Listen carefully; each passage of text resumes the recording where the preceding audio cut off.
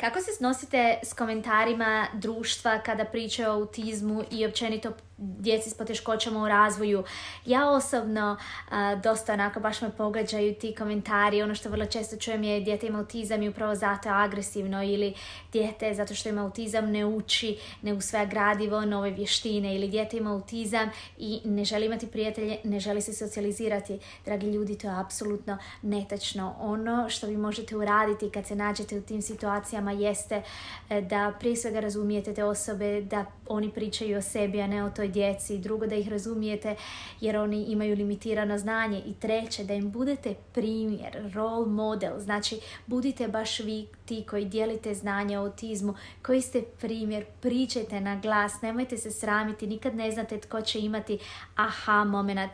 Sa kojim se vi komentarima susrećete i kako se snosite s njima, pišite mi u komentaru.